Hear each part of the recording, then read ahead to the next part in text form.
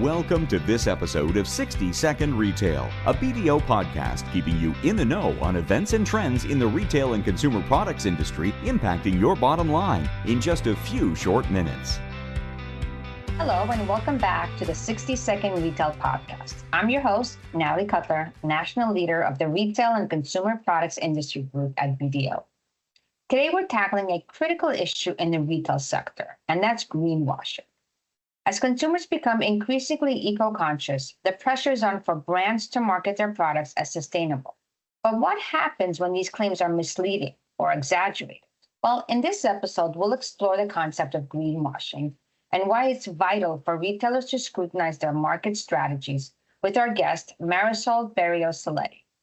We'll also discuss the potential consequences of neglecting this issue, and then also provide insights on how to assess and mitigate the risk of greenwashing. So tune in as we uncover strategies for maintaining brand integrity and building genuine consumer trust in the age of sustainability. Welcome to the show, Marisol. Thank you, Natalie.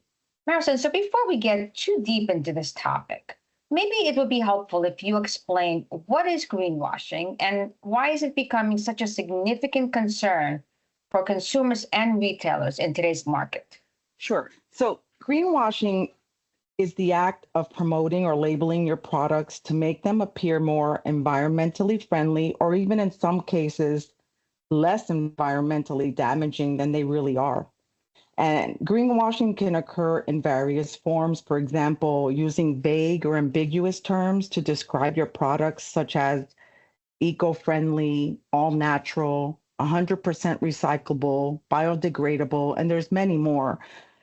If you use fake third-party certifications or labels, that implies that your product meets strict environmental standards without any actual proof. Greenwashing can also occur if you're highlighting the product's minor environmental benefits, but you ignore other harmful impacts. Also using misleading packaging or images that create the illusion that the product contains some sustainable feature, but without changing the actual product. And this is a concern because consumers are misled by these exaggerated claims. Often, greenwash products, they're sold at a premium and leading consumers to believe that they're paying for genuine sustainability efforts when they're not. So as consumers are becoming more aware of greenwashing, they're starting to demand more transparency and authenticity from brands. For the retailer, greenwashing can cause significant damage to the brand because it can erode the consumer's trust.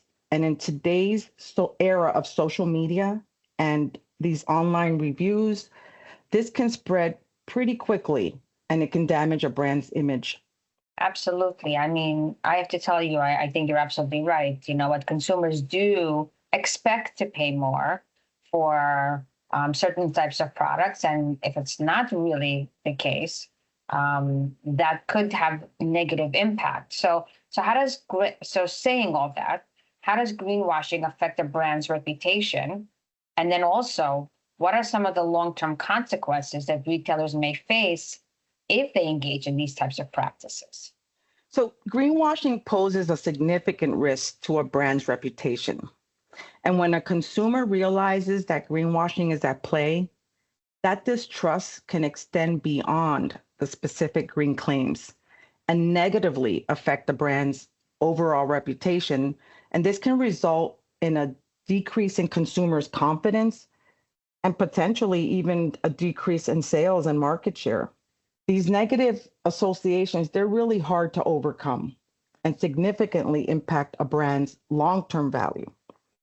So greenwashing can also hinder a company's access to the capital by eroding investor confidence and making it difficult to attract lenders or even be less likely to secure favorable financing terms. Also, Natalie, greenwashing exposes businesses to legal and regulatory risks. And many countries have laws and regulations on greenwashing, and this can result in legal actions and fines.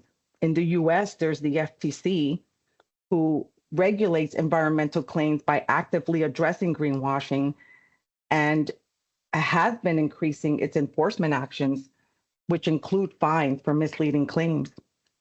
There's also some states that have imposed their own rules to tackle greenwashing, but essentially they're all requiring the same type of disclosures.